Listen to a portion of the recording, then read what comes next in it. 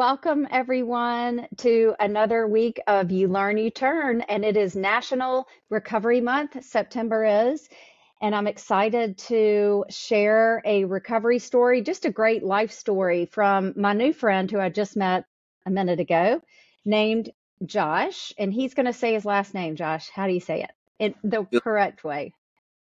In the original correct way? Yes, yes. Villarreal. It's beautiful. Villarreal. I don't have that same accent you have. But anyway, welcome to the show. And I am going to let you give us a little bit of your background and what you do today. I know you're a musician, but I don't know anything about that. And just what led you to this place here in your life to be able to share a story like this on a platform like this? Sure. So I'm from Los Angeles originally. Was born there, and my mom went there when she was 18 to get into the film business, and In the then what business? the Oh, the film business, film. Yeah. movie business, and she got into UCLA, so that was pretty exciting for her. But she got pregnant, and with me, and so she was still going to go, but then she got pregnant with my brother, and that kind of put a damper on her plans. And then my father left when we were really young, Mm. so it was just her and my brother and I. And uh, yeah, I guess those those dreams were kind of shattered. She needed to make money, and it was Yeah. the movie business or the music business are the kind of thing where if you don't have a support system or if you don't have help and you have kids, it's a lot harder. So, but she had us, from an early age, we were super interested in the arts. My brother and I, we really liked movies. We liked music.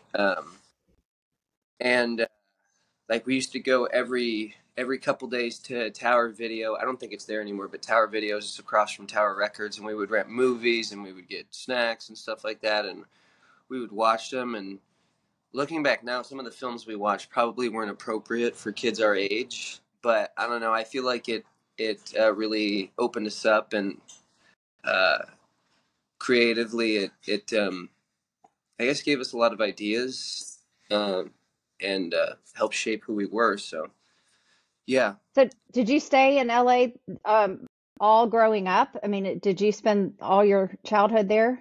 So my childhood, yes, but we started moving later on, and like I've lived in Texas, I've lived in Michigan, and I've traveled all over the place, and I've always gone back to LA. Like every couple of years, I go back there. And a couple of years ago, I was living there again, just on and off. Like I'd stay there for a couple months, and then I'd come back to Texas, and so on and so forth. Yeah. When But did you, where are you now? You're in Texas now, right? yes, but I'm And I'm going to LA in maybe I'm trying to go in a month or two, and then I'm going again in December. Um, so yeah, I plan on going to do somebody else's channel. Um, So like yeah, just I try to go to LA as much as I possibly can. I want to go to Nashville too. We discussed Nashville for a minute ago, and that's somewhere I want to go because I've been doing a lot of work with people that are based out of Nashville.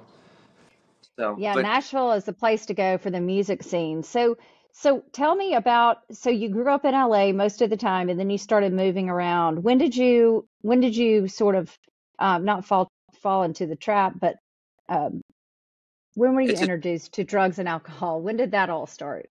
it's a trap. It's Yeah, it definitely a is. trap. So I started. Everybody always says marijuana is a gateway drug, but for me, cigarettes were a gateway drug. Is a drug. Same here. Yeah. So my mom smoked and she drank. That was it. She wasn't a drug addict, but she did smoke and she drank. Mhm. And that kind of like influenced my decision, I guess you could say. Because when I was a kid, I really looked up to my mom, and I always wondered, like, well, she does it. I wonder why. So my mom had this friend, Cheryl, and Cheryl's daughter was a little bit of a rebel, and I busted her smoking and was like, I think I told on her, and you know, I thought I was doing the right thing, and um, that didn't stop her. That didn't deter her. She just kept smoking cigarettes. So one day she said to me, she goes, why did you tell? Like, how would you know that it's bad unless you try it?" And then I sort of thought, I never thought about it that way. Like, maybe she's right. And she goes, "Your mom smokes. My mom smokes. You know, they Oh do." man. And so I smoked a cigarette, and I think it was maybe 9 or 10 years old, and cigarette, like, I got that nicotine buzz. So I had a head rush, and I was super lightheaded, and I remember thinking, "Wow, that feels good." And then um, I started drinking when I was 11, and I really liked being drunk a lot. And then I got injured, and skateboarding and doing stuff like that, and Yeah. I hurt my back, and I started taking painkillers, and you know, a doctor was prescribing them, and so I thought, you know, Yeah. this can't be bad. Like, if a doctor's giving them to me, What and year so was that? Just curious. I think it was maybe 2002, Okay. 2002 or 2003, I want to say. Yeah. Uh, but yeah, after that, I was taking the prescription, and I don't know, you know, you keep taking them and you get addicted. And then one day, the prescription was cut off because my mom had gotten married to my stepdad, but they were getting divorced, and so the insurance that we were under went away. And um, after that, I got sick. I was, you know, what we call being dope sick, and Yeah. so I was at a friend's house when it started to set in, and it was really bad. And I was just like, he was a lot older than me. I think I was like 13 or 14, and he was 21. And I was like, something's really wrong with me. Like, I'm sick. Like, I have like the flu or something, and but I feel like weird. You know, I don't feel right. Something's going on. And he just kind of looked at me. He goes, "You're dope sick." I go, "That's not possible. I don't do drugs like that." And he goes, "You take those pills?" And I go, "Yeah." And he goes, "That's what people call hillbilly heroin." And I go, "Really?" I go, "There's no way." And he goes, "I'm telling you, man." He goes, "What is it? Like oxycontin, oxycodone?" And I go, "Yeah, yeah." And he goes, "Yeah, that's prescription heroin." And I go, "Well, what am I going to do?" And he goes, "Well, I know somebody that can help you out, but he doesn't have oxys.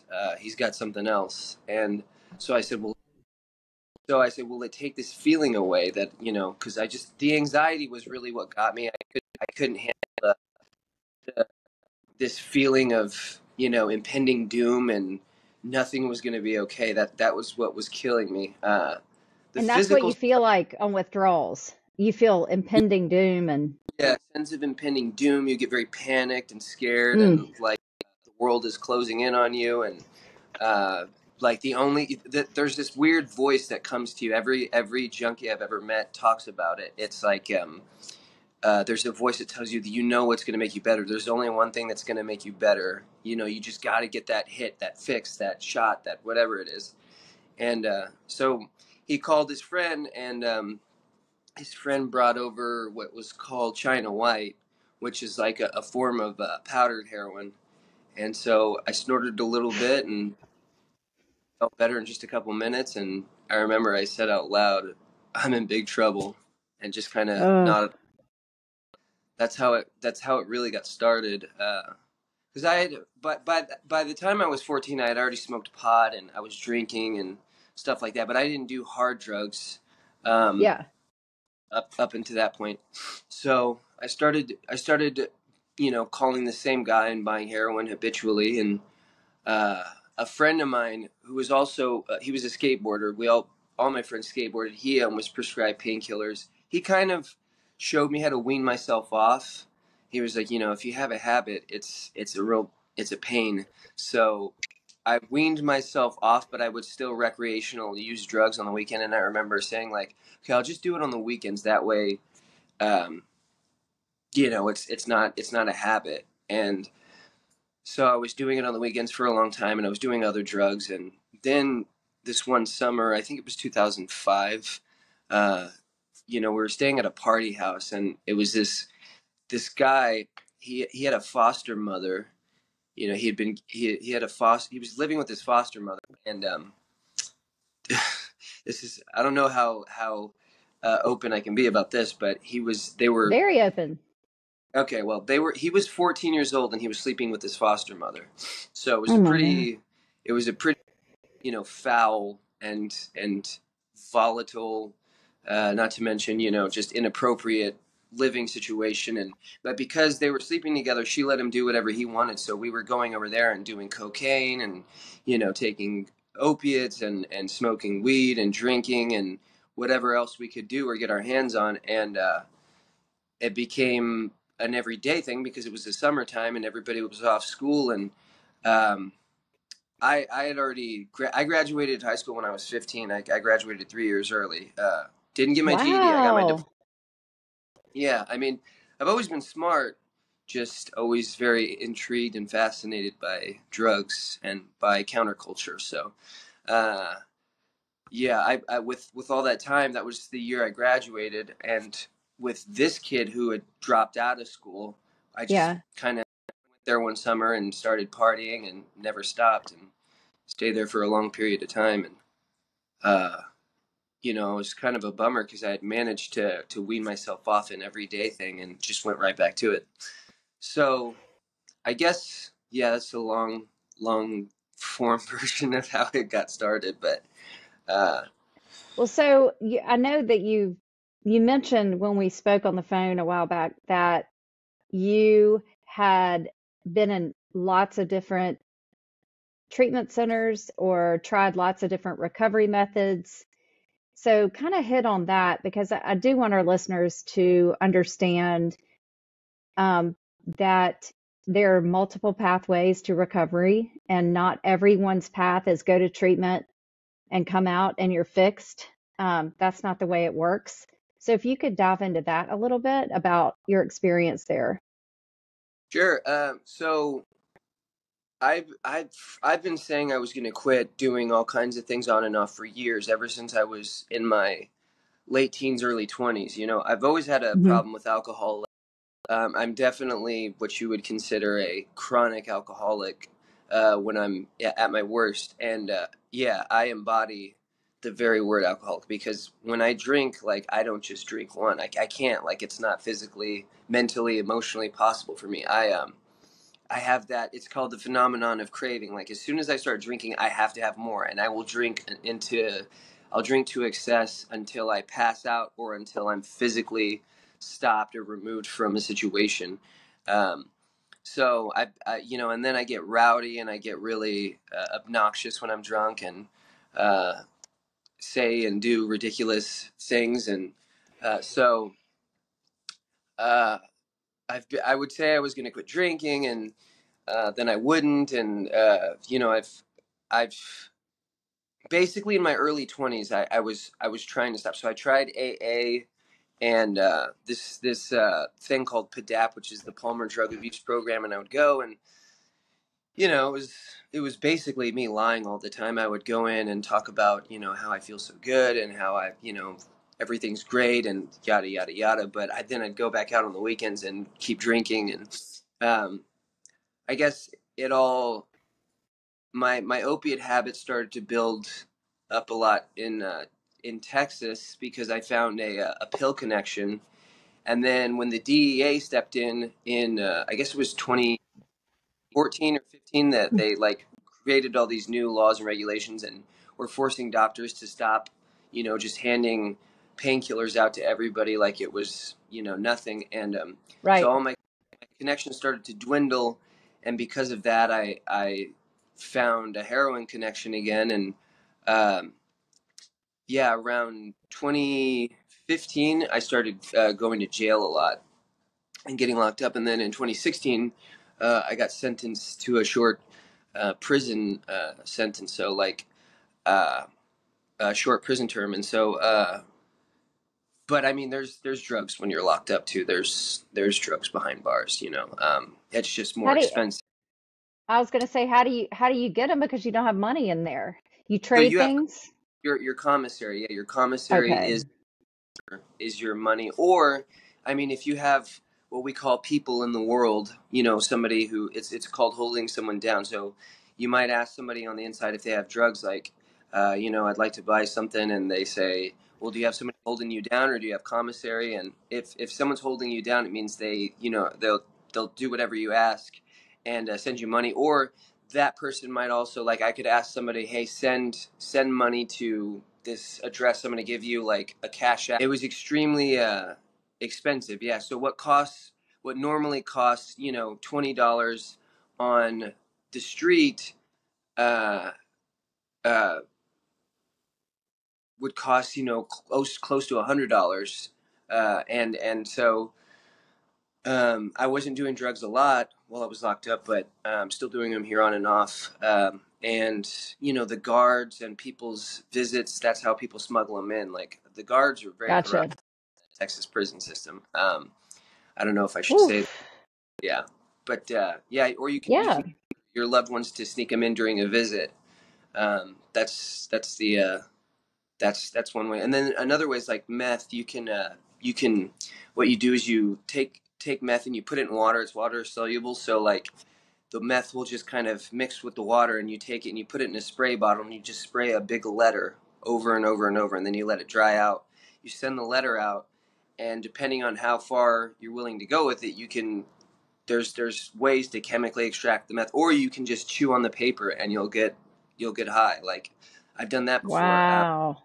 Yeah, so I started getting locked up though, and was real angry. And then after I got out that first time, I was like, okay, I need to concentrate. I need to focus. I'm a musician. This is ridiculous. And uh, so I worked very intensely, very hard for, you know, quite a few months, and started a band and wrote a bunch of songs, and I got us a record deal. So we were traveling back and forth to LA a lot and playing shows because the label was based out of LA.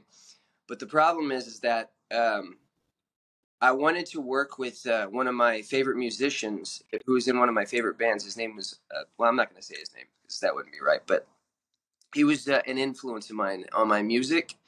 Hmm. And I had managed to put the drug thing down for a little while. And so I told the label, I said, I want to, on this new record we're making, I want this guy to produce it. So I contacted him.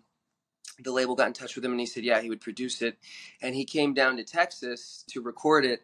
And we were in the studio, and we were sitting there, and I looked at him this first night, and or maybe it was the second night. The second night he was there, yeah, because it would be about 24 hours, and I noticed right away. I go, he's dope sick. Like, I said to myself, he is dope sick. He is on heroin. Like, you can just tell. It's like once you become a heroin addict yourself, you can spot that from a mile away. So I Hmm. walked up. I go, are you sick? And he goes, yeah, I guess I'm not feeling good. And I go, no, no, no, no, no. Are you sick? Like, do you need something to get you well?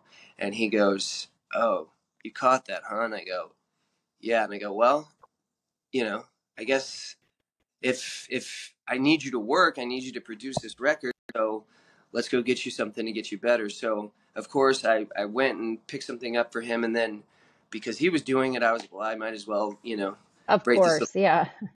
little dry spell I've had. And so I started doing it again, and then at this time, uh, I was doing a lot of coke and drinking, you know, on the weekends. But so I bought some cocaine, and I was like, let's, you know, do some coke. And he was like, why don't you just do meth? And I was like, for the longest time, I was like, no, like, that's a gutter drug. That's disgusting. I would never do that, whatever, because I know what it's made from, and etc. And I go, no, no, no, dude, I don't do meth. And he goes, listen, it's like 3 times the coke high. It lasts 3 times as long, and it's like 3 times less expensive. And so immediately, as a drug addict, I was like, wow, well, that makes sense. Yeah, that sounds a lot better. So Yeah. I wouldn't know where to find it. So he goes, just go to Walmart and, you know, like, look for the homeless people outside. They all do meth. And I go, okay. So we finished our time at the studio, and I went and I happened to find somebody who was, yeah, sure enough, selling meth. And then I asked the heroin dealer that I got the heroin from if he knew where to get it. And he said, yeah. So I bought some, and that's how I started doing meth.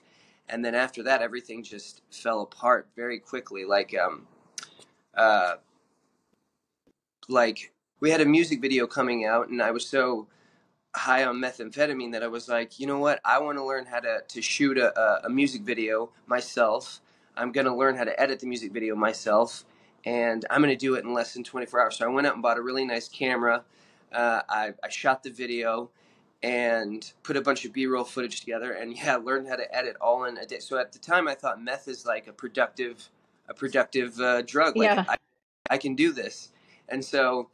Um, but then you start to build a tolerance and you start to do more, and then you start to stay awake longer, and you start to get, go into psychosis, and everything stops mattering, so um, I lost my label contract not too long after that. It only took a couple of months because I was so arrogant. I was like, the owner of the label was like, listen, either you put yourself in a program and get yourself better, or you know we have to revisit our contract, because a lot of people do have what's called like a moral turpitude clause in their contract, which states if you're not doing something that falls in line with their morals and values and stuff, like they have the right to drop you.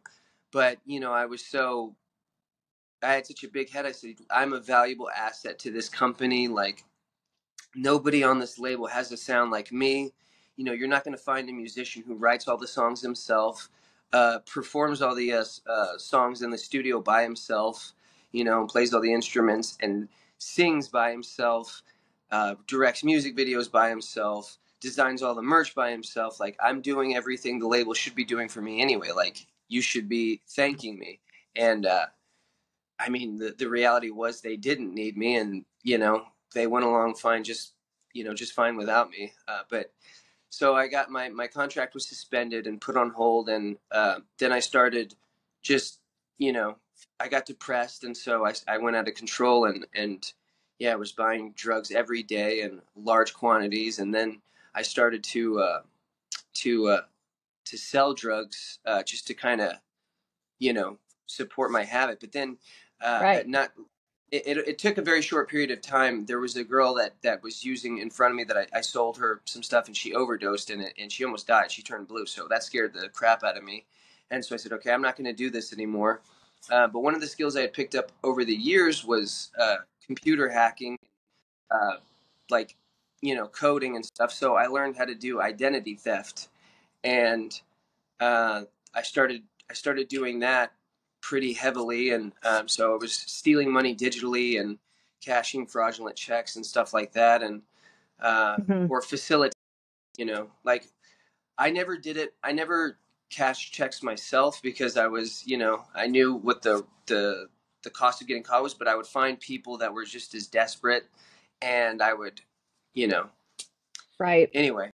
So I started getting in trouble again. I got locked up and did about 2 years, and I got out, and I was one of the things on my last sentence before going home. The judge was like, "I want you to do a safe P program," and I said, I basically got out. I was locked up for a long time. I got out, immediately got arrested again and put in jail, and got out again and was put on probation. I signed for probation because of COVID, and I never thought I would get probation ever again, just because, once you go to prison, it's very hard to get probation after that. They look at you as like a repeat offender who's a troublemaker. But because of Yeah. COVID, I was on probation, and of course the drug addict took it immediately because I just wanted to get out and get high. And so I took probation, and within a month I violated my probation, got a whole bunch of new charges, and was like, oh well, there's definitely no way I'm getting out of this now. So I was in jail, and the judge and my lawyer said that they wanted to send me to what's called SAFE, and that stands for Substance Abuse Felony Punishment. And so I said no. What that is, you go for basically 9 months in like a prison unit, but you have to program every single day. So you wake up at 7 o'clock to do your program, and from about 8 o'clock till 5 o'clock, you sit in all these group meetings, and it's just and then you have to write your peers up, and keep them accountable, and that's like the old saying in prison is, snitches get stitches. You're not supposed to tell on it, but this does the opposite. It promotes like telling on your friends or your peers, and that just didn't.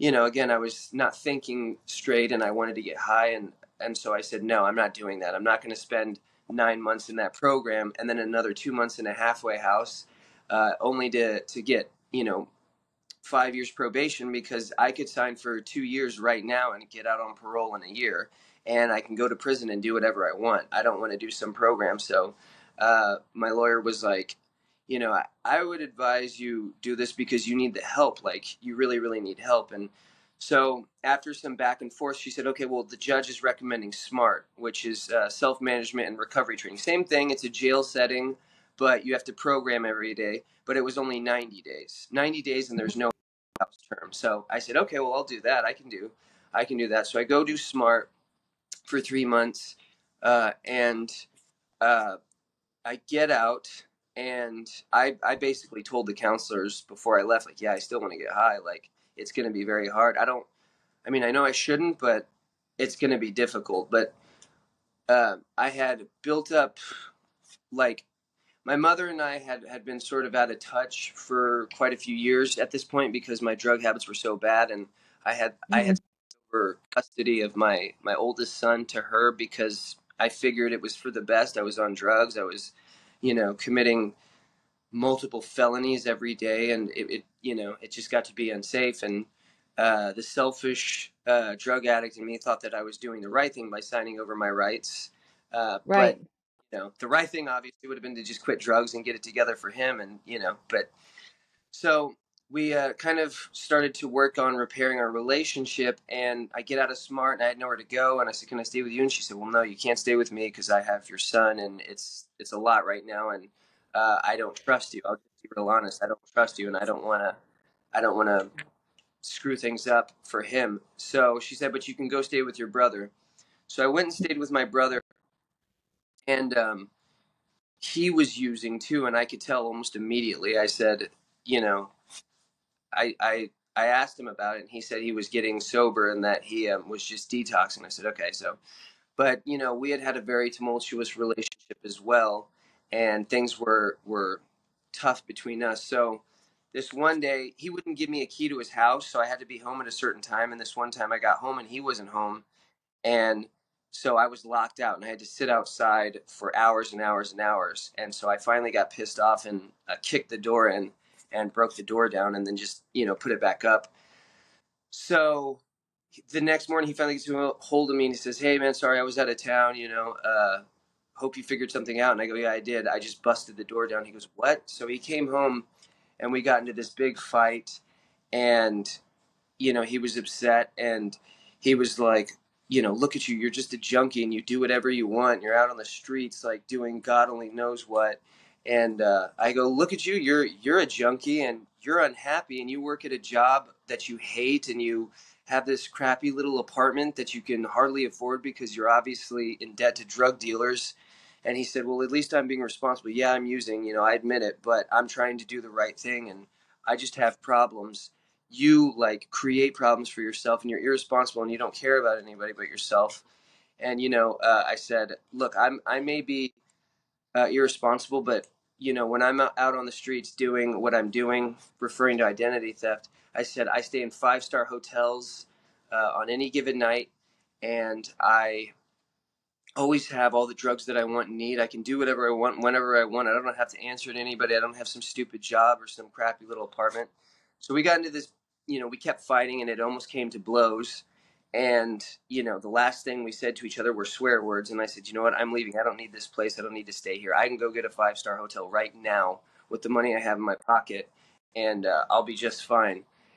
And so the last thing I said to him was, F you, or, go F yourself and effing die, or something like that. So I go out, and I'm on a run, as we call it, just running and gunning. And I'm in this, it's called a trap house. A trap house is like an abandoned house where everybody's doing drugs and selling drugs. And I was going to pick some up. Someone walks in, someone I knew, and was like, everybody's been looking for you. Like, everybody on Facebook is trying to find you. And I go, for what? And she goes, your brother died. And I go, what? I go, shut up, like, stop it. And I go, like, seriously, what's up? And she goes, your brother passed away. I'm being totally serious. I swear I'm not lying. And I said, my brother. And she goes, yeah. And I go, Jonas. And she goes, yes, your brother, your mother's son, your brother. He passed away.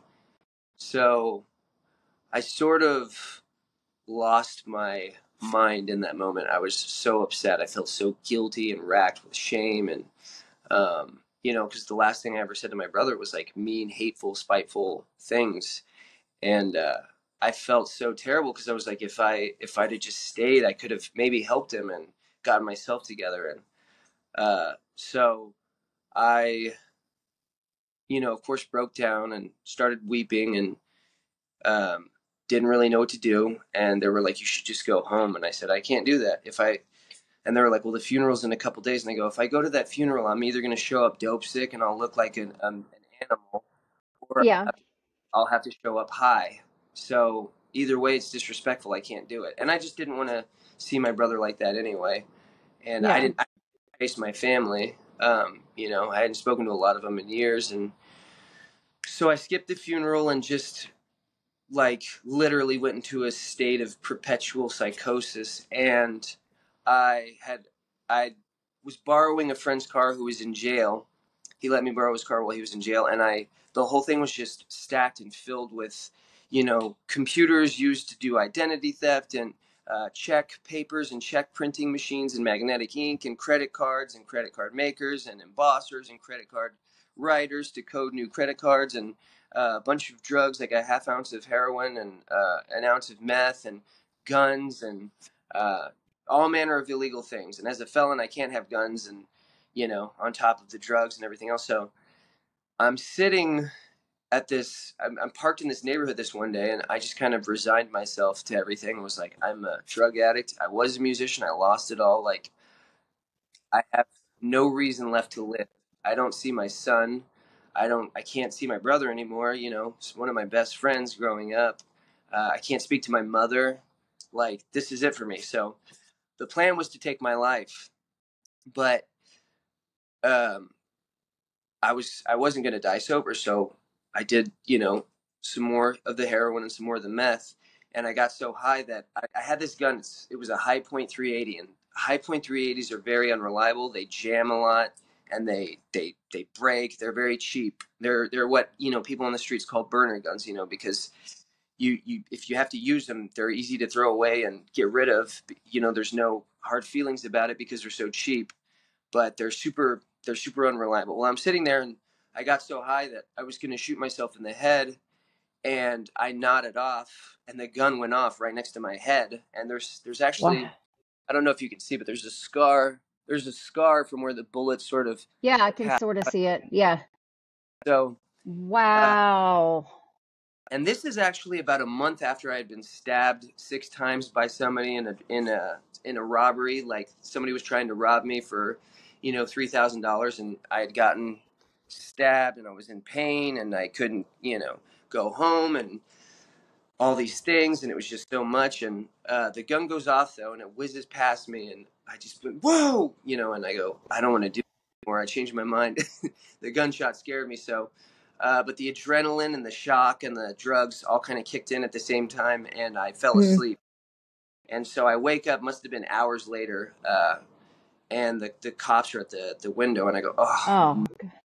And I'm like, this is it. Like, here we go. And so they open the door, and I go, there's a gun right here. And so they immediately grab me and they put me in cuffs, and they search the car, and they found all the drugs, and they find the guns and everything else. And the cop goes, you're going to prison for like a long time. Like, we ran your name. Like, this is probably 10 to 15. And I go, that's fine.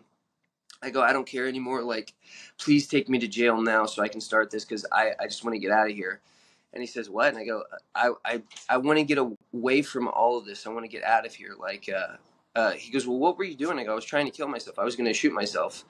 Like, because he asked how the gun went off, and he goes, why? And I said, because I'm a homeless junkie who lives out of hotels, and I can't do anything without my life being threatened. Like, somebody just stabbed me, 6 times a Hmm. month ago, and someone who was supposed to be my friend, and my brother just died, and I don't see my son, and my family won't speak to me, and I couldn't go to the funeral because I'm a drug addict, and I just want to go to jail, and I want to go back to prison, and I want to just get away from this life. Like, I don't want to do this anymore.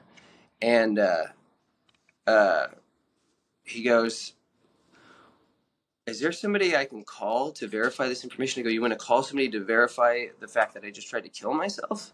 And he goes, no, I just want to verify your brother's death and, what you're saying. I want to know if it's true. And I said, I mean, you can call my mom, but she's so sick of hearing from the police at this point, I'm sure she'll just hang up on you. So Hmm. he says, well, just give me her number. So he calls and he goes over, and I'm sitting in the back of his car, and I don't know what they're talking about. But he gets in the car and he says, all right, let's go. And I just assume I'm going to jail. And so we're driving, and I had this sobering moment of clarity, and like I could feel the presence of a higher power, just right then and there. I was like, okay, what am Wow.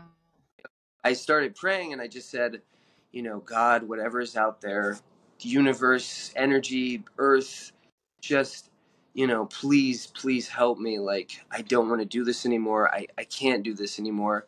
And then I got really scared, and I was like, and I don't want to go to jail. Like, I changed my mind. Like, if there's any way, whatever is out there that is looking down upon me can just save me from another, you know, jail term, like, I will do whatever it takes. I promise, I swear, I will devote my life to getting clean and sober, and I will make things right, and I'll go home, and I'm just begging and praying in my head, and I'm like barter praying. And uh, we get to this building though, and I knew exactly what the jail looked like and where it was, but we get to this building and it's not the jail, and I'm like, where are we? And so we get out, and the cop goes, we're here, and I go, what is this place? And he goes, this is the Southwest Vista Hospital. I'm taking you in to get a psych eval and to detox. And I go, okay, so I'll go to jail after that? He goes, I'm not taking you to jail uh, today. He goes, I'm letting you go. He goes, you have to stay here. Like, you have to stay here for a couple of days. He goes, but, um, I need you to do something for me. And I just kind of looked at him like in shock. He goes, I want you to call your mom and get yourself well. Like, go get help. He goes, you need help. I don't think jail is the place for you. I think you really, really need help. And he goes, but I'm also giving you a chance here. He goes, and if I ever see you out on the streets ever again, I don't care what it is, a marijuana pipe, a little bit of seeds, whatever it is, if I see you and I think you're up to no good and I'm suspicious, he goes, I will take you in for everything and anything I can, and I will make sure they throw the book at you. And Wow. so he goes, I'm giving you a chance here to do the right thing. Use it. So of course I broke down and I started weeping to him, and I could have said thank you, but all the guilt kind of collectively just fell upon and out of me. So I just kept saying, I'm sorry, I'm sorry, I'm sorry. And I think he knew I wasn't apologizing to him necessarily. I was just apologizing in general for who I was and Yeah. how. And so he said, it's okay. Just get help. People want to help you. It's going to be okay. You'll be all right. So he takes me in, and I'm sitting there and I'm crying, and they're like, it's going to be all right. And he goes, all right, well, good luck to you. He goes, these people are going to take care of you now. So I go upstairs and I say, can I use the phone? And they say, yeah, uh, you're here for a minimum of 3 days, but you'll probably stay here a couple more because you're detoxing.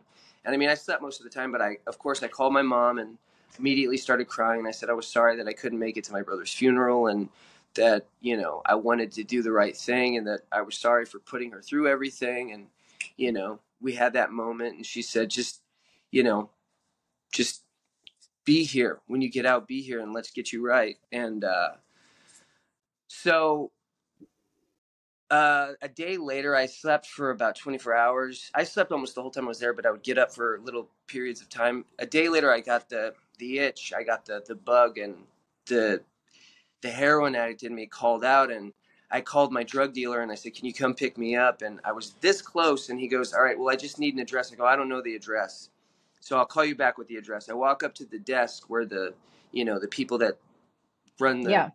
wing are, and I said, "What's the?" And I sat there for a second and I thought about it. Like, what am I doing? I just made this promise. I just dodged a bullet. I dodged a jail sentence, a very long one.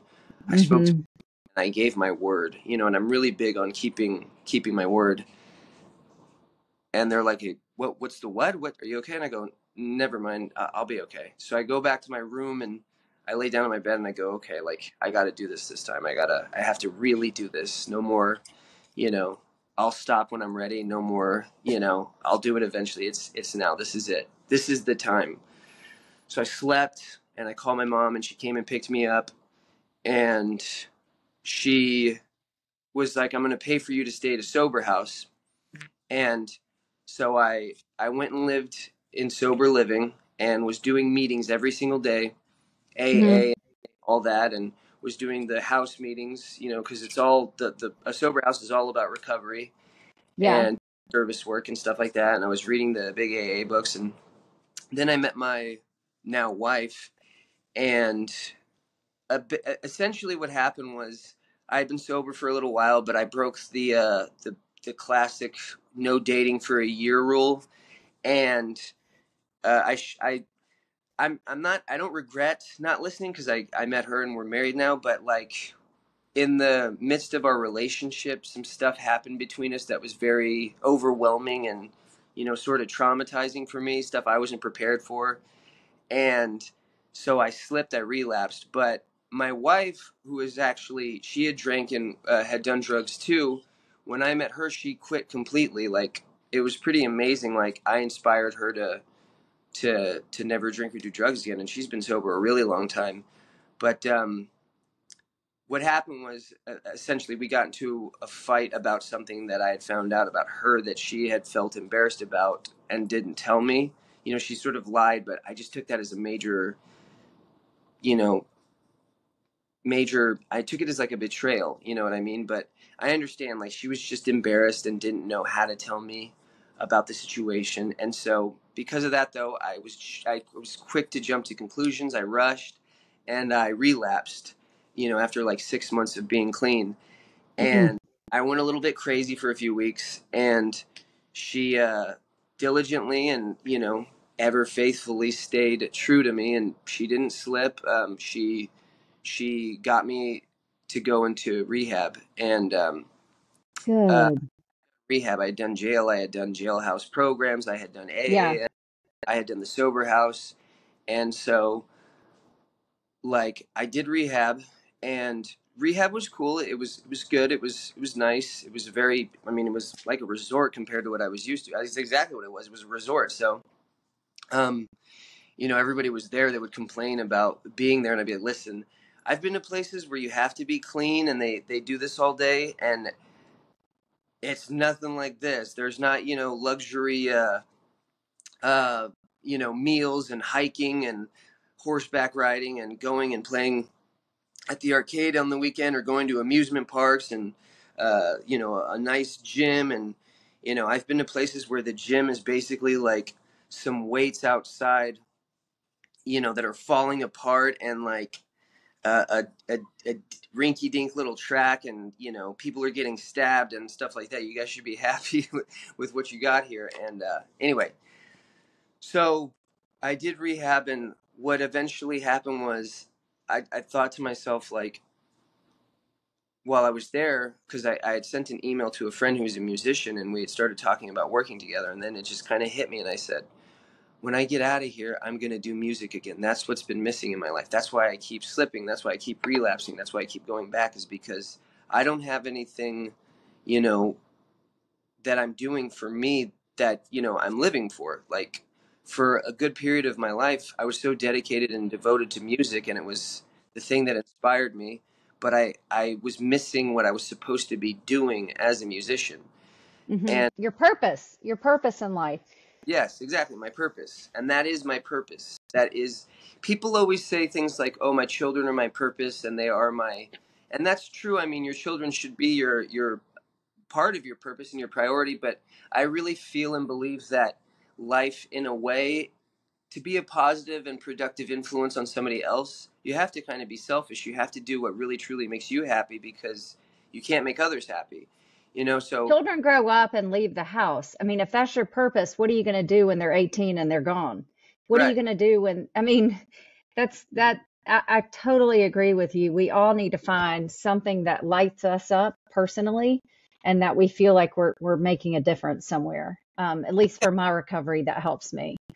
And the thing is, in recovery, they say you can't get sober for anybody but yourself. You can't get sober for your kids because it'll never work. Right. You can't get your wife because it'll never work. You can't get sober for your parents or your friends. You have to get sober for you. So I just kind of looked at it like I took all these lessons that I had learned over the years from everything, and I said I'm not only going to stay sober for me, and I'm going to do music for me. I'm going to build my career back up for me. I'm going to go to school for music for me.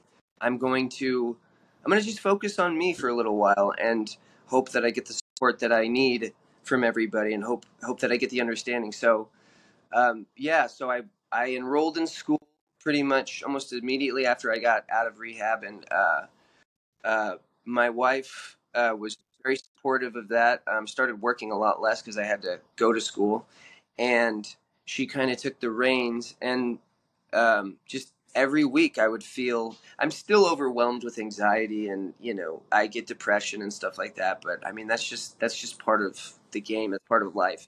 And of course, I still have cravings, but I've had the longest period of sobriety now than I've ever had in my life, and that's because Fantastic. every week I have goals that like during the weekend, like on a Sunday, I will set Mhm. goals for the week, and um, I usually meet all those goals by the end of the week, and they're all driven and behind music. It's like, okay, I'm going to do a project this week, and I'm going to get it done, and I'm going to whatever it is. And people have taken notice of that. So I finished school. I landed the only paid internship. There was like several internships offered, but I was the only person that got the and paid internship, and I shouldn't be bragging about that, but I feel good about That's it. fantastic. You should brag about it. That is fantastic. So when does that start? Are you doing that now? I'm doing that now, and yeah, I'm doing freelance work, and I'm writing songs for a company, and for several companies actually, and I just landed a really really big one that if everything works out the way I want it to, then my career will be on fire, as it were. So I'm excited about that, and I through all this, last year or so, I met Amanda, who told me about her experiences and what she's doing, and we just kind of connected and bonded over a lot of different topics and subjects, and that's how we met and started working together. And I joined one of her programs that she was doing, and so yeah, now I'm editing a trailer for Amanda for one of her films, and I'm scoring the music for it. So That is fantastic. Yeah, she told me about that, the film coming out, and that the documentary sounds, it's called Mass Incarceration. Is that mm, right? it's No? called Inside Men. Oh, okay. Inside Men. All right. I cannot wait to hear all that. So tell me, it sounds like you're doing really well. Do you do any sort of a 12 step? Do you do any kind of recovery program or just music? No, just music. The 12-step stuff always, for me, I'm not saying there's anything wrong with it, and I promote the heck out of anything that anybody uses to get sober, whatever works for them, Absolutely. whatever Yeah. that looks like. Your recovery is Yeah. your. But for me, when I was going into meetings and doing all that stuff, everything was so centered on sobriety. It made Yeah. me too hard on the other side of things. Like, I'm very much a contrarian and a devil's advocate. So anytime someone says you should do this because, I'm always like, well, you Yeah. say Yeah. that. So the more I focused on being sober and not doing drugs, the more I wanted to do drugs. Just naturally I have that mischievous instinct. So what I do now is I just focus on music and being creative and making things and making videos for people, and I do that too. I make a lot of money that way by making content for people and editing videos and lyric videos and music videos and documentaries and stuff like that. So yeah, my recovery is just feeling a sense of purpose, a sense of you know creative purpose, and as long as I do that, I feel like I don't even, whenever I get cravings now, I'm like, everything I've built up, all of this positive, constructive stuff that is now not centered on or have any correlation with drugs. When I got my record deal, I was still using. So there was still that mindset of I can do this and I can get high because you know, I'm that focused and driven. But I realize now, no, like if I have to stay doing this because it's everything to me.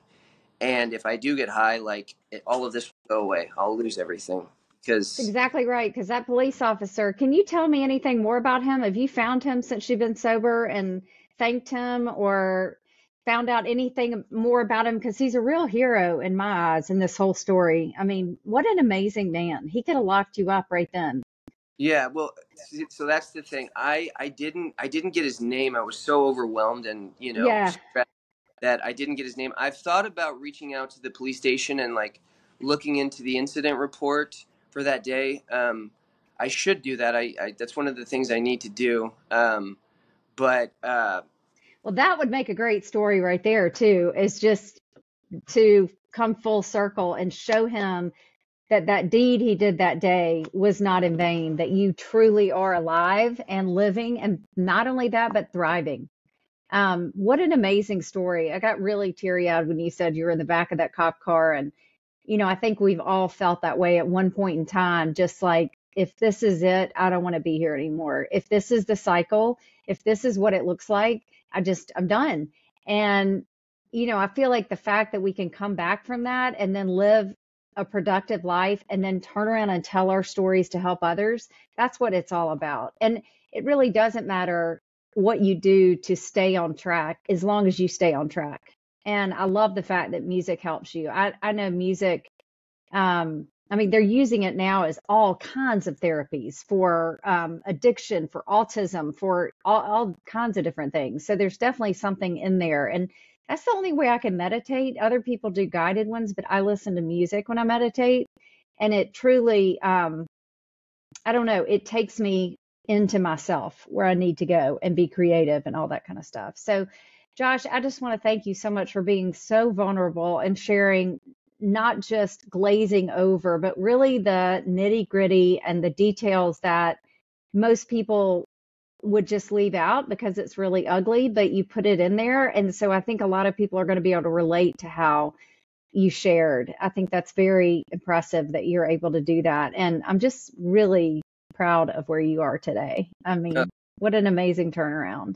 I appreciate. Um, so with I, that, go I ahead. just had a baby too, so like you know, Oh, yeah, congratulations. thank you. Yeah, the my 13-year-old is autistic and he has type 1 diabetes. Oh He's man. not without challenges himself, but to what you were saying about autism too, yeah, my son has a lot of like, there's things that my wife and I try to do for him, but also like, yeah, like at one point in my life, I signed over the rights of my parenting rights because I had custody of my son to my mother, and now, I have another child and that I'm taking care of, and my mom has been letting my son come over like very very frequently, stay with me for weeks at a time, and it's looking like if I keep doing this for just a little bit longer, he's going to come back to live with me full time. So Oh, yeah, Josh, that is wonderful. How old is he now? he's 13, and then the baby is 4 months. Oh my gosh, that is amazing. That is amazing. Well, you take care and thank you and happy Recovery Month, everybody. And join us next week on You Learn, You Turn. Awesome, thank you so much for having me. Thank you. Okay, don't hang up yet. Let me stop this. I do not want